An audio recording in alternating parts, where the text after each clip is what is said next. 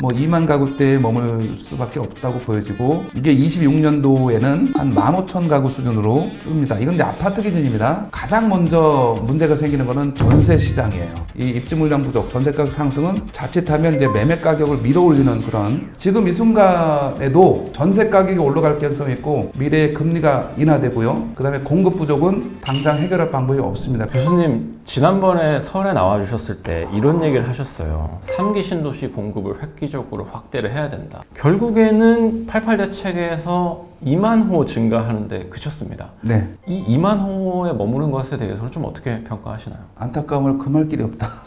3기 신도시가 35만 호 정도 되고요. 중소택지가 거의 13만 호 정도 조금 안 돼요. 그러니까 두 개 합치면 이제 48만 호 정도 되잖아요. 자, 신도시급 35만 호만 비교하면 2기 신도시는 61만 호예요. 그러니까 이 정도까지로 공급 물량 확대하라. 그러면 35에서 25만 호 추가해서 60만 호 2기 신도시급으로 맞춰라. 이게 이제 제 지속된 주장인 거죠. 신도시는 발표하게 되면 10년 정도 걸려요, 입주까지. 이게 2018년 말 19년도에 발표됐으니까 이제 24년도 지금 5년 지났잖아요. 그러면 대략 따져서 5년 후면 입주가 가능하다는 거예요. 이제 1, 2년 안에 분양을 하게 되는 거죠. 공사기간 3년 정도 잡으면 1, 2년 안에 방금 말씀드렸다시피 35 플러스 25가 만약에 분양이 된다 그러면 지금 시장 상황을 상당 부분 진정시킬 수 있는 엄청난 공급 효과라고 볼 수가 있습니다. 25만 원 늘어나는 것 중에서 제가 이제 또 한 15만 원 정도를 청년층에게 할당하라. 그러면 이거는 엄청난 출산 대책도 되고 이 저소득층 주거 안정에도 기여할 것이다 라고 진짜 희망을 가지고 기대를 했습니다. 왜냐하면 가능하기 때문에 주장한 겁니다. 3기 신도시 용적률은 200% 정도의 용적률밖에 짓지 않습니다. 200%라고 하게 되면 15층, 16층짜리 아파트를 짓겠다는 겁니다. 지금 현재 200%, 194% 여기 아파트는 음마 아파트가 있고요. 올림픽 패밀리 아파트가 있습니다. 194%, 200%짜리가 그들 아파트예요. 근데 그들은 재건축을 하려고 노력하고 있잖아요. 근데 3기 신도시 새로 짓는데 그 아파트 15층짜리 짓겠다는 게 말이 됩니까?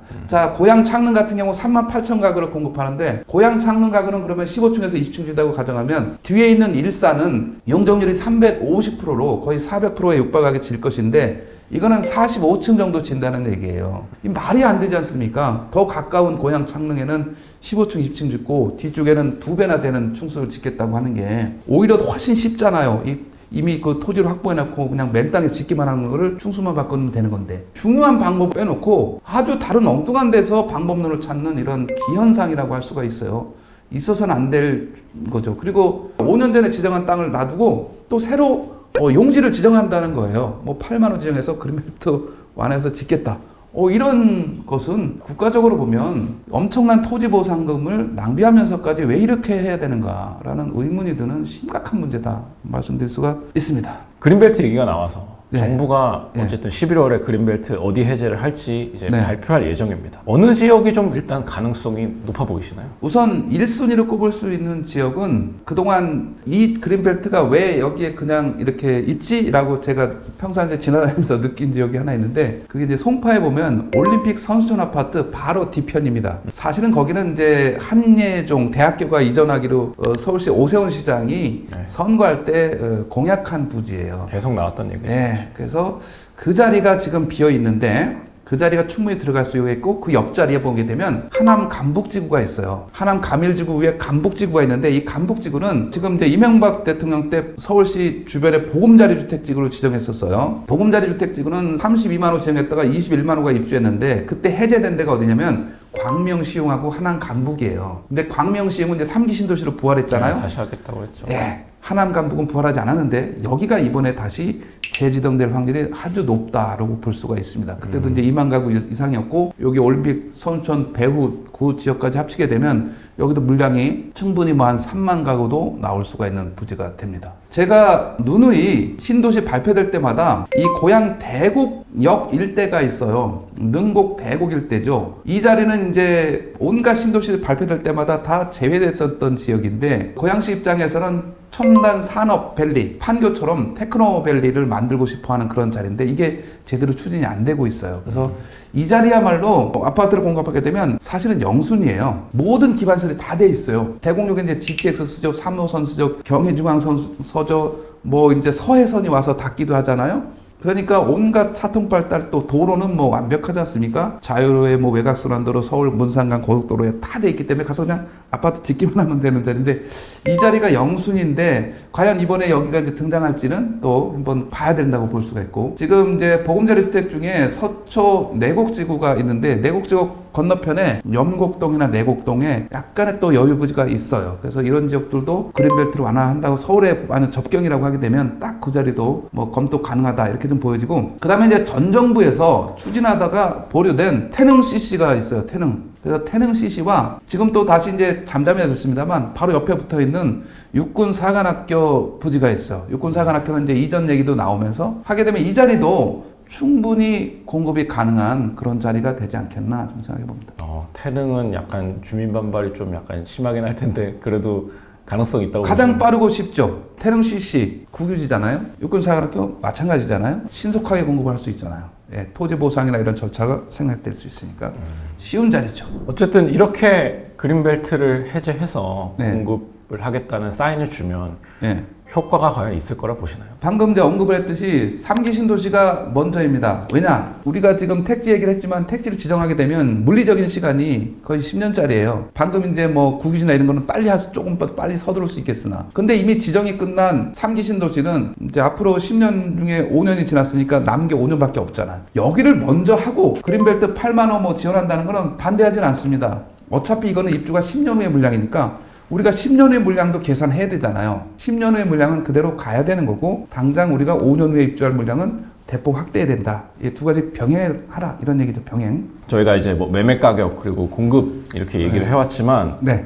전세 가격도 지금 심상치가 않습니다. 이제 서울이 전세 가격이 1년 3개월 넘게 상승을 하고 있어요. 이게 네. 뭐 급등세를 보였던 적은 최근엔 없지만 아주 조금씩 계속 누적해서 상당 기간 많이 올랐습니다. 이런 추세가 앞으로 계속 이어질 거라 보시나요? 제가 제일 또 우려되는 사항이 이 저소득층 전세입자의 삶이 갈수록 어려워지고 있다는 측면에서 이 전세 가격 상승은 사실은 심각한 문제입니다. 여태까지 이제 쭉 올라왔던 전세 가격은 안타깝게도 저는 내년 내후년에는 더 심해질 우려가 있다. 지금은 약간 급등세를 보이다가 약간 상승률이 낮아진 측면이 있긴 해요. 물론 전세 가격은 서울 수도권 위주로, 특히 서울을 위주로 이제 급등세를 보였는데, 이게 전국적으로 자칫하면 확산될 우려가 커요. 내년도에는 수도권까지 확산되고, 내년 뭐 상반기, 하반기 때는 또 전국적으로도 확대될 확률도 높습니다. 왜 그러냐면 근본적인 원인은 입주 물량 부족이에요. 가령 이제 서울의 입주 물량이 내년도에 늘지 않고 올해랑 거의 흡사한 뭐 2만 가구대에 머물 수밖에 없다고 보여지고, 이게 26년도에는 한 15,000 가구 수준으로 줍니다. 이건 이제 아파트 기준입니다. 그런데 이제 경기도 같은 경우에는 올해 24년도 아파트 입주 물량이 11만 호대였는데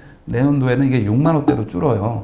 거의 절반이 되는군요. 그렇게 본다 그러면 가장 먼저 문제가 생기는 거는 전세 시장이에요. 이 입주 물량 부족, 전세 가격 상승은 자칫하면 이제 매매 가격을 밀어올리는 그런 효과로 나타날 수가 있기 때문에, 제가 지금 이 순간 제일 긴장하고 있는 분야가 이 수급 불균형에 따른 전세 가격 상승, 매매가까지 전이되는 이런 양상이 25년, 26년도에 더 나타날 우려가 있어서, 지금 제가 이제 이런 일이 일어날까봐 빨리 공급을 서두르라고 이제 2017년 뭐 몇 년부터 계속 주장을 한 거예요. 근데 그때 당시에 정부는 공급이 충분한데 왜 부족하다고 주장하느냐고 오히려 그렇게 얘기를 했죠. 저는 이제 5년 후를 얘기한 거고요. 그분들이 공급이 충분하다고 한 거는 17년, 18년, 19년도예요. 그때는 입주 물량이 많았어요. 왜냐면 2기 신도시하고 보금자리가 입주했기 때문에. 근데 그거 끝나고 3기까지는 10년이 남았잖아요. 이게 중간에 공백기가 와요. 이 신도시 공백기가 오고 재건축 재개발 입주 물량 공백기가 같이 겹치는 거예요. 25, 26년도에. 그래서 지금 우리는 이걸 어떻게 대비해야 될지 사실 심각하게 좀 고민해 볼 필요가 있다. 좀 보여집니다. 서울과 수도권에 이렇게 입주 물량이 부족한 이유는 어쨌든 서울, 특히나 서울 같은 경우에는 정비 사업이 어쨌든 그렇습니다. 공급을 확대하는데 가장 큰 축이 될 수밖에 없는데, 문제는 이제 공사비란 말이죠. 공사비와 분양가예요. 얼마 전에 이제 분양했던 성동구 이제 행당 7구역 프루지오 서밋 나체르보, 여기가 분양가가 평당 5천만 원을 넘겼습니다. 분양가 상한제가 적용된 잠실만큼의 시세를 기록해서 이제 화제가 됐어요. 근데 어쨌든 이렇게 공사비가 계속 오르는 추세였어요. 근데 건설공사비 지수가 최근에 2개월 연속 하락했습니다. 그러면 공사비가 오를 만큼 오르고 더 이상 올 일 없고 좀 떨어질 거라고 봐야 되나요? 공사비는 이제 안정이 될 때도 됐다 이렇게 좀 보여집니다. 결국 이제 인플레이션이잖아요. 지금 우리나라의 그런 그 물가 상승률이 이제 안정 단계로 보여서 뭐 2%대까지 내려왔잖아요. 앞으로 본다 그러면 이 공사비는 좀 낮아질 가능성은 있다라고 좀 보여집니다. 가장 뭐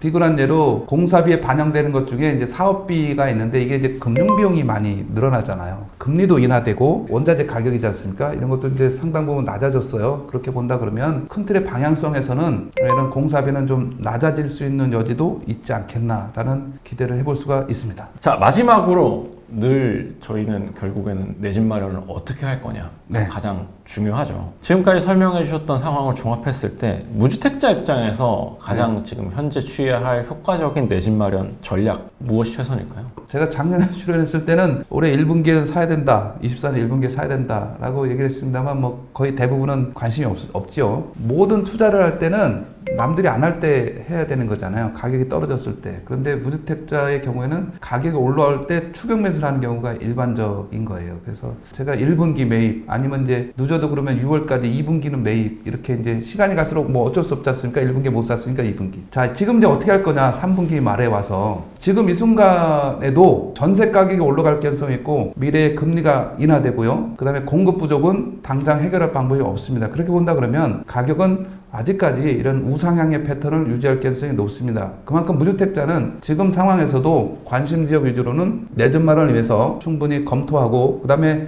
이제 대출 규제가 됐지 않습니까? 이런 대출 금액이 됐던 상환 능력이 됐던 이런 것들을 점검하고 대응을 해야 된다 이렇게 좀 보여집니다. 지금이라도 늦지 않았다. 지금이 어쩌면 가장 빠를 때다. 이렇게 말씀을 주시는 늦지 거예요. 않았다는 표현보다는 더 늦어지게 되면 가격은 더 올라갈 수가 있고 내가 전세에 머물게 되면 전세 가격 상승도 이미 예고된 거나 마찬가지이기 때문에 내 집 마련을 마음에 먹었다 그러면 빠른 실행이 보다 중요하다 이렇게 말씀드립니다. 자, 이렇게 해서 여러분 추석 연휴를 맞이해서 박합수 교수님 모시고 최근 부동산 시장 상황과 또 향후 전망에 대해서 이야기를 나눠봤습니다. 자, 그리고 내일은 저희가 이제 향후에 나올 알짜 분양 단지들을 소개하는 영상까지 준비했으니까요. 그거까지 보시고 추석 이후에도 내 집 마련을 위한 노력 꾸준히 잘 이어나가시길 바라겠습니다. 그러면 저희는 이만 인사드리도록 하겠습니다. 감사합니다. 감사합니다.